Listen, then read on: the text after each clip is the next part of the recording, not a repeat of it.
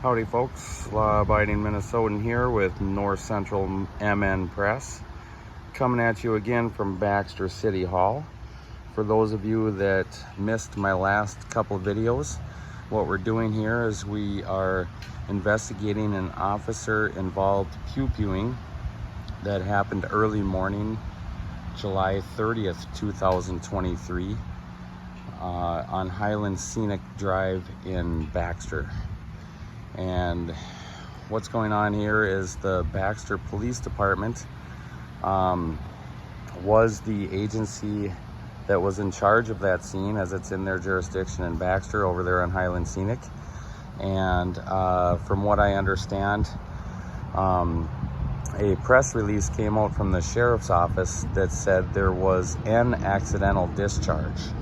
And I have received pictures that show 3 bullet holes in this automobile and into the side of the automobile. And what's troubling is there was a 2-year-old child in the back of the automobile. And so and also from what I hear is the suspect, although may have committed crimes in other counties prior to that, was not currently armed and dangerous. The sheriff's office is calling this an accidental discharge. And we'll just get right into it here. We'll get right into it. I'll save a little bit of Baxter. I'm looking for Brad Chapulis, please. Right in here? Yeah. Right. What was your name?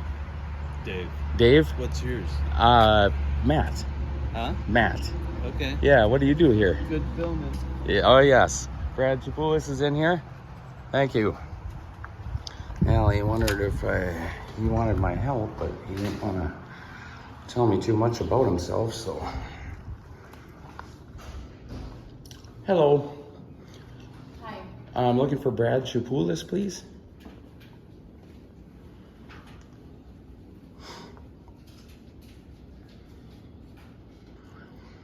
Brad Chapulis, from what I understand, is the city administrator. They're used to these cameras in Brainerd and Crow Wing County, but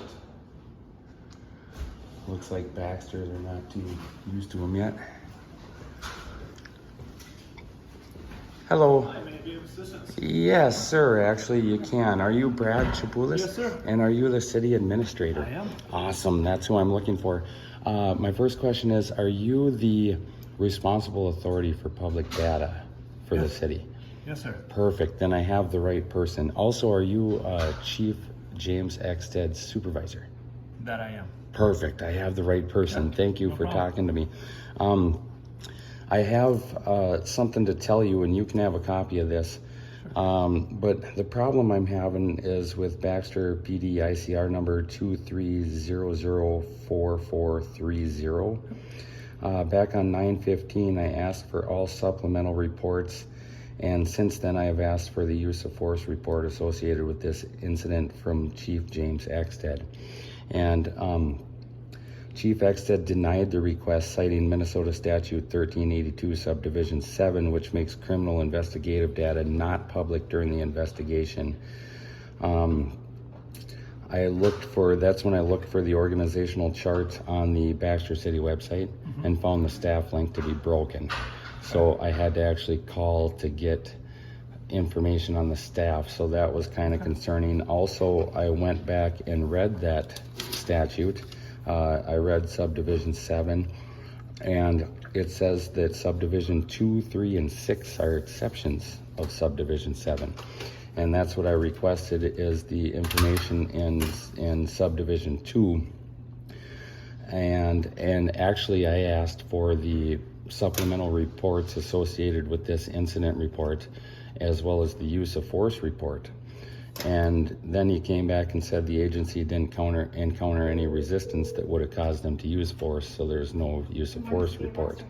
However, I responded to him by saying that the Crow Wing County Sheriff's Office press release said, due to the escalated actions of Hendrickson and his increasingly agitated behavior, the TRT, the Crow Wing County Tactical Team, was given instruction to make a forced entry to rescue the child.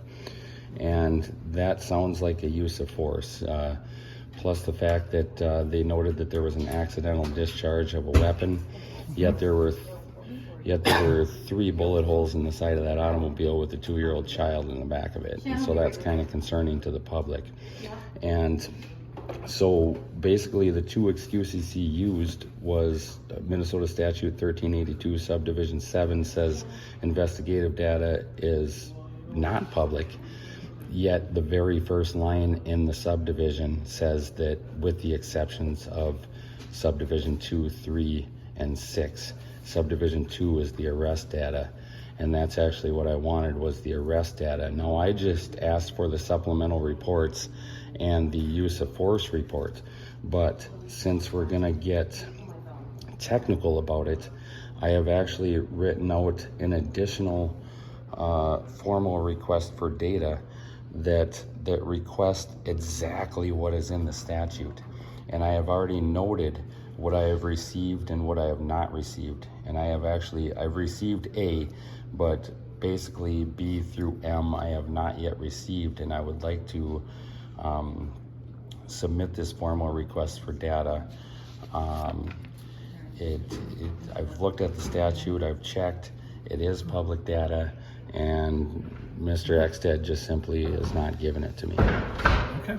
Well, is this my copy? Yes, this is your copy. Okay. And this is actually the issue I was having. I just kind of wrote down notes out on what happened when I originally asked for the data, and he came back and denied it twice after I responded to his reasons why he wasn't giving the data, but that's not what the statute says. The statute actually makes this data public. And I know I have CC'd you on a few emails back to Mr. Ekstead, and I haven't heard back from either of you since the last email, and so the original data request just asked for the supplemental reports, and I don't know how that aligns with the information in A through M here, according to Subdivision 2 of Minnesota Statute 1382. And so what I did was I just copied word for word Subdivision 2, and that is going to be my formal data request that I'm going to submit today on 9/28. And so is there any way you can stamp this received today so that I have a copy that you have actually received this? Yep, I can definitely do that. Awesome.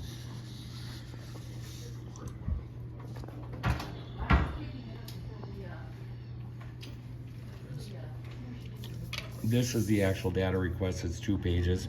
This is just the what happened, you know. And so this is more of an informal document of what's been going on here over the past couple weeks. This is the actual data request here, is these 2 pages. I don't know if you need an actual 9/28, right? 9/28 today. I don't know if you need an actual data request form, or if this will suffice as a data request, as a formal data request. We do have a formal data request form. Okay. But it's going to ask for most of the same information. Same information. If You know, what I'll need though is I'll need to have you sign it yourself as that. This is actually an anonymous public data request. Okay. I have an email address there to and if you can't fill it for some reason, I'd just like the reason, you know, the statutory reason why you couldn't. But I'm telling you, I have weeded through this thing with a fine-tooth comb, the statute. You know, a lot of times the concern is, like, an officer like that, this isn't the first time it's happened where they've cited a statute giving reasons why they can't give out public data, and then most people just don't read the statute and just take their word for it. Oh, sorry, I guess it's public. Well, you know, some of us go back and read the actual statute, and a lot of times we find that the statute says exactly the opposite of what the public official is claiming. I understand. So that's we'll provide you with a response with the legalities behind it. awesome. And can I get a copy of this? Yep, I'll make a copy of this for you. And Awesome. This was mine, right? Yeah, that's the, you know, I don't want to file a formal complaint on him, you know what I mean? Because I'm sure you guys, we're all just learning, you know what I mean? But it was troubling that he cited the statute, And then the very first line of the statute gives an exception for what I was asking for. That's the troubling part, that if you're gonna cite a statute, obviously he went back and read the statute, made sure he got the right statute, and the very first line in the subdivision says that the data I'm asking for is public, you know, and so that's the troubling part. If he didn't know, that's one thing, but if he knew that the data I was requesting that was a, you know, an exception to the private investigative data in subdivision 7, and he gave me that reason why he couldn't give it to me anyway, and then he comes back, and when I call him on that, he comes back and says, well, we didn't encounter any resistance, so we didn't use any force. I mean, you got to be kidding me. There's 3 bullet holes in the side of the automobile, 2 busted out windows, a busted in garage door, weapons drawn. I mean, there was a lot of force used. I mean, even just to holster a weapon or to brandish a weapon is going to be force. You know what I mean? It doesn't even have to intentionally be fired, you know, for it to be force. You know what I mean? And so it's all associated with this incident number, you know, and you were the, you know, Baxter Police Department was the primary officer, the primary agency. Actually, the word in the statute, the word in the statute is the originating agency. So this information has to be public at all times in the originating agency, and you know, your name's all over this Baxter PD ICR number. I would call you the originating agency. Yes. Well, I know that the original incident did not start in the city of Yes. Baxter. Yes. Not versed in this. I'm just claiming in the context of multi-agency response like that. Yep. Take it under advisement, and things will provide you a response. Right, and if you find that you're not the originating agency, because I'm kind of under the assumption for this particular incident you are, you know what I mean? Not for the Becker incident, you're not, but for your particular incident, you'd be the originating agency. If you find that to be, I mean, I'm just trying to learn here with you guys, and you know, I noticed now Brainerd PD, Crow Wing County Sheriff, they're used to the camera by now. I've made several trips in there. This is the first time I came and talked to you guys. I talked to Jim here, I believe it was what, the 15th, you know, the 15th. Okay. And so I'm not trying to cause any trouble here. I just I think it's beneficial for the public to have the public data. You know what I mean? It's you know, it all stems basically Chapter 13, the Government Data Practices Act. That was put in to protect the public from government hiding stuff. You know what I mean? So Make sure that government's open and transparent. yes, I yes, get it. Yep. yes. And if things go off without hitch, if you just even if I got data that didn't look so good on a public official, we can forgive that, no problem. You know what I mean? People make mistakes. You know, in this case, it's a pretty hefty mistake. A kid almost got killed, you know what I mean? And so it's a pretty hefty mistake this time, but we can forgive things like that. It's what we don't like is the cover up, you know what I mean? And so if you just straight up with us, man, we stay out of your hair and let you do your job, you know what I mean? So. Well, like I said, I know the general practice or general understanding of the incident in the context of who's the lead agency and things of that nature.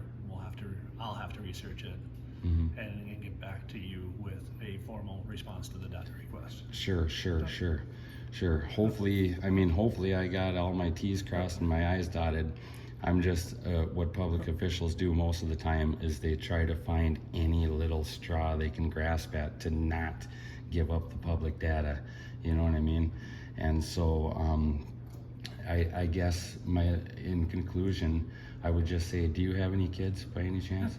You do. And I mean, if you had, when your kids were 2 years old, if one of them was in the back of the automobile and, you know, officers fired into the automobile, I mean, you would probably want to know what happened, who shot, and, you know, everything else. And I know that there's a different statute pertaining to parents of minors where they would have more access to that kind of information. It's more of a subject data request. But what I'm making here is just a public data request. There'd be no subject matter, you know. And does that make sense at all? No, I mean, I understand what information you want. Cool. We'll have to review it. We'll have to determine what is public, what's not, based upon the current status of the matter, and we'll get you a response and details to the extent that we possibly can. And that's why I didn't ask for just the supplemental reports or the use of force report this time. I actually went word for word the statute. You know what I mean? That's the information exactly word for word in the statute is what I'm looking for, and it clearly says that it is public. You know what I mean? And so, well, as with anything, you know, it can be written in black and white, but it can be interpreted gray. Sure. In that context, I'm not saying that what you're asking for is true. Sure. Or factual or non-factual. It's just more so is making sure that we're staying in open and transparent, but yet not injuring any investigation that's going on. Totally understandable. Totally understandable. There is an exception here. It says that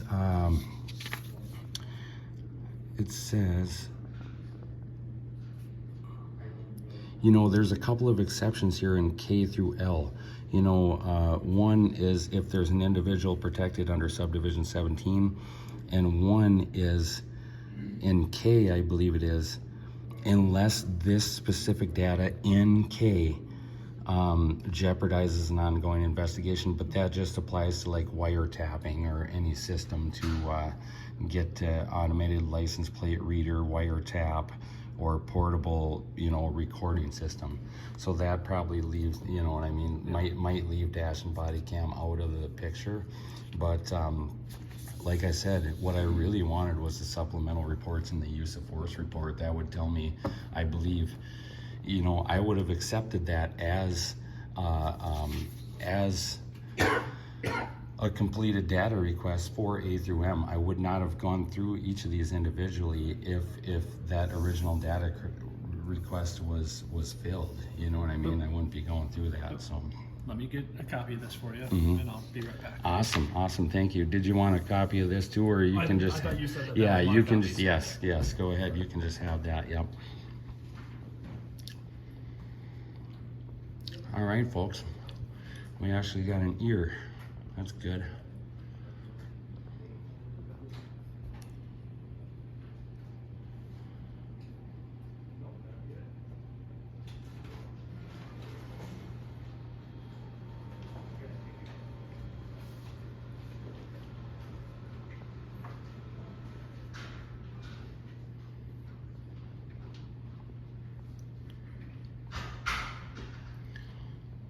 And I realize the camera might be a little intrusive or put you on the spot a little bit, and I can totally understand that. I just actually, to tell you the truth, I only bring the camera if I think there's something squirrely going on, you know what I mean? If things are going on as normal, then I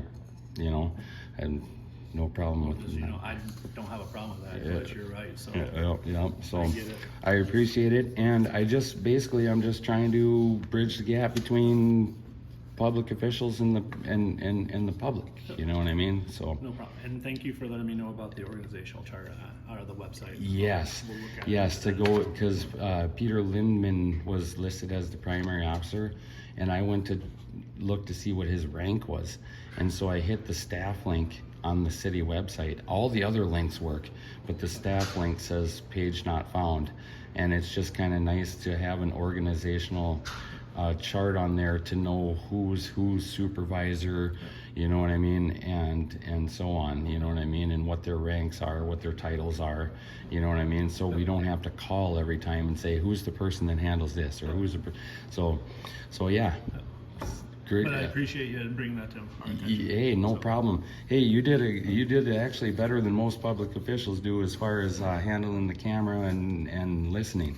So I appreciate that. Thank you for at least hearing us out. And we'll go through this and we'll provide you a response via the email address that you've provided. Either the data or a reason why you can't give it. So, okay, thank you. Then you've been so nice. I'll give you my name. Usually I don't give my name to public officials. It's Matt. Matt? Yeah. All right, nice to meet you, Matt. Good to meet you, Brad. Yep, thank you. Say, do you have a card or a contact information or anything? I I do.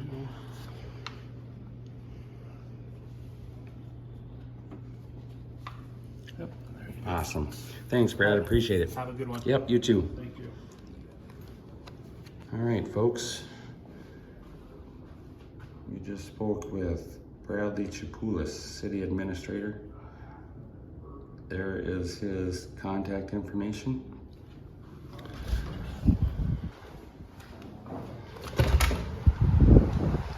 We'll see what we get here, guys. Police department over on that side. My automobile's over here this direction. And I'm gonna get back to work. So, my viewers, I really appreciate you guys. I get some of my best ideas from you viewers. And so, you kind of give me the motivation to keep going. You know, I'm just really taken back by the support I get from my viewers. So thank you guys for that. Anybody watching here, if you want to hit that like button, share, subscribe, comment. I really like to read the comments. I really enjoy reading the comments, and I try to get back to those comments as quickly as I can and thoughtfully as I can. So I appreciate you guys for that. I got to get back to work here. So until next time, North Central MN Press out.